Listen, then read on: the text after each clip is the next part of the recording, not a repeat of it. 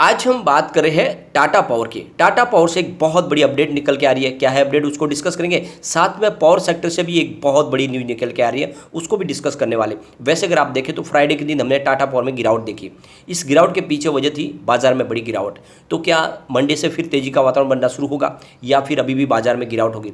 ऐसे में हमें क्या करना चाहिए? क्या टाटा पावर में इन्वेस्टमेंट करना चाहिए या फिर इस समय टाटा पावर में से निकल जाना चाहिए? क्या है आगे की रणनीति टाटा पावर की? तो इन सारी बातों को जानेंगे इस वीडियो के माध्यम से। और टाटा पावर कितनी मजबूत कंपनी है और क्या इस समय इन्वेस्टमेंट करना चाहिए? क्या ये भी अदानी पावर जैसा ही दौड़ सकता है? इन सारी बातों को जानेंगे इस वीडियो के माध्यम से। लेकिन फ्रेंड, उससे पहले अगर आप पहली बार हमारे चैनल पर आए तो चैनल को सब्सक्राइब कर दीजिए, एक बेल आइकॉन दबा दीजिए ताकि जब भी नया वीडियो बने पहला नोटिफिकेशन आपको मिले। वीडियो पसंद आए तो लाइक शेयर जरूर कीजिए। चलो फ्रेंड्स, वीडियो स्टार्ट करते हैं। मैं हूं आपका दोस्त एसबी दवे और हमारे अपने चैनल ऑनलाइन कमाई में आपका बहुत बहुत स्वागत है।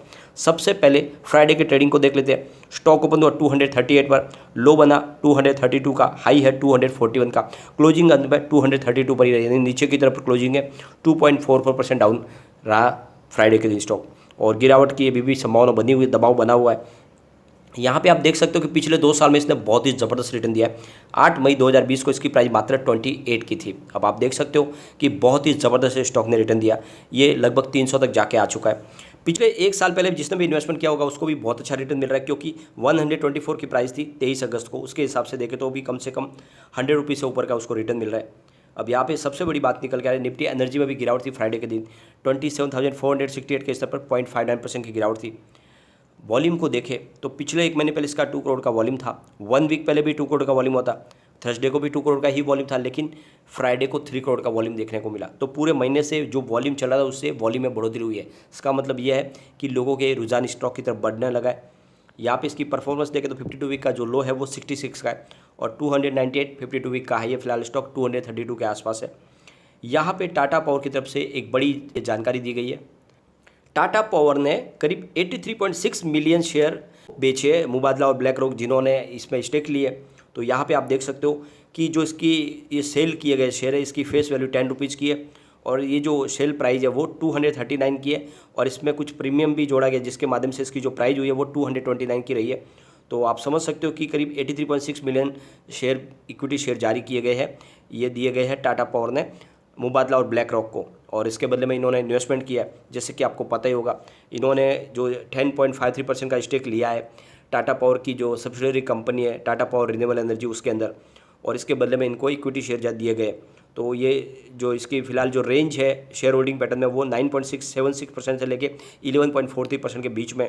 और ये आप समझ सकते हो कि आने वाले समय में टाटा पावर और भी इन्वेस्टमेंट अपना बढ़ाने जा रही है। यानी उनका जो प्लान है कि करीब $750 बिलियन का और नया इन्वेस्टमेंट किया जाएगा ग्रीन एनर्जी के सेक्टर में, और 2027 तक का उन्होंने ये अपना एक टारगेट सेट किया है। और नेट जीरो कार्बन पॉलिसी पे जाने वाले 2030 तक उनका विचार है कि पूरी तरह से वो वेस्ट से निजात पालेंगे, जीरो वेस्ट निकलेगा उनके प्रोडक्शन के माध्यम से। दूसरी तरफ 2045 तक वो नेट जीरो कार्बन पॉलिसी पे भी जाने वाले। तो उन्होंने अपना गोल सेट कर दिया और इसके लिए इन्वेस्टमेंट की जरूरत है और लगातार इन्वेस्टमेंट आ भी रहा है। तो आप समझ सकते हो कि आने वाले समय टाटा पावर में बहुत ही ज़बरदस्त तेजी के वातावरण बननी शुरू हो जाएगी।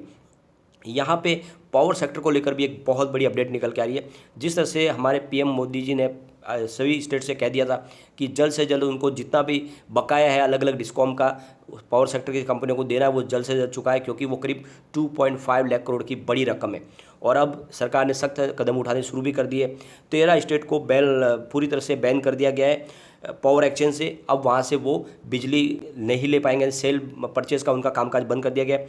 ये जो 13 स्टेट है इनमें आप देख सकते हो कि तेलंगाना है, तमिलनाडु, राजस्थान, जम्मू कश्मीर, आंध्र प्रदेश, महाराष्ट्र, इसके अलावा कर्नाटका, मध्य प्रदेश, झारखंड, बिहार, छत्तीसगढ़, मणिपुर और मिजोरम, इनको पावर एक्सचेंज में बैन कर दिया गया। वहाँ पे अभी वो शॉर्ट टर्म में अपनी वहाँ से परचेस नहीं कर पाएंगे। तो इसमें से जो 6 स्टेट है उनके ऊपर बहुत ज़्यादा बकाया वो है राजस्थान, महाराष्ट्र, तेलंगाना, आंध्र प्रदेश, कर्नाटका, तमिलनाडु। इनके लिए खास ये बड़ा बैन है। और वैसे सरकार की तरफ से ये भी कहा गया कि इन राज्यों में से 27 डिस्कॉम जो है 13 राज्य है, इनमें से करीब 2 ऐसे स्टेट हैं जो अपनी बकाया रकम चुकाने के प्रोसेस में है और उनको जल्दी ही पावर एक्सचेंज में फिर से छूट मिल जाएगी, अपना वहाँ से वो बिजली खरीद पाएंगे। तो अगर आप ये देखें तो शॉर्ट टर्म मार्केट से बिजली इसलिए खरीदी जाती है कि जो डिमांड और सप्लाई उसको मैच किया जा सके, और इसीलिए यहाँ पे शॉर्ट टर्म से वो बिजली खरीद पाते हैं। और फिलहाल ये पावर एक्सचेंज में उनको बैन किया गया है। तो आने वाले समय में इन राज्यों में बिजली की संभावना हो सकती है कि वहाँ पे शॉर्टेज शुरू हो जाए और वहाँ पे बिजली समय पे लोगों को न मिल पाए। और ऐसे में एक तरह से ये प्रेशर पॉलिटिक्स की जा रही है ताकि जल्द से जल्द बकाया पूरा क्लियर किया जाए। और अगर ये बकाया क्लियर होगा तो पावर सेक्टर की कंपनियों को बहुत सारा उनका जो ड्यू है वो मिल जाएगा, और ऐसे में पावर सेक्टर कंपनियों का कारोबार आसान हो जाएगा। तो सरकार ने जो बड़ा निर्णय लिया उसकी वजह से आने वाले समय पावर सेक्टर की कंपनियों को बहुत सारा बेनिफिट मिल सकता है। उनका बकाया रकम आएगी तो वो आगे अपने बिजनेस को भी बढ़ा पाएंगे। तो वाकई में सरकार ने अपनी तरफ से कदम उठाने शुरू कर दिए और इस वजह से स्टेट को जो भी उनकी बकाया रकम है जल्द से जल्द चुकानी पड़ेगी। अब यहाँ पे हम टाटा पावर की बात करें तो इस बार इन्होंने काफ़ी अच्छा रिजल्ट भी पेश किया। अगर हम इनके रिवेन्यू को देखें तो जून 2021 में 10,132 करोड़ का रिवेन्यू था। सितंबर में 9,810 करोड़ का रिवेन्यू, दिसंबर में रिवेन्यू बढ़कर 10,913 करोड़ तक पहुंचा और मार्च में 11,960 करोड़ का रिवेन्यू मिला। जून की बात करें इस क्वार्टर की तो 14,495 करोड़ तक पहुंच गया इनका रिवेन्यू। तो ज़बरदस्त बढ़ोतरी हुई है रिवेन्यू में। प्रॉफिट की अगर बात करें तो जून 2021 में इनका 391 करोड़ का रिवेन्यू था।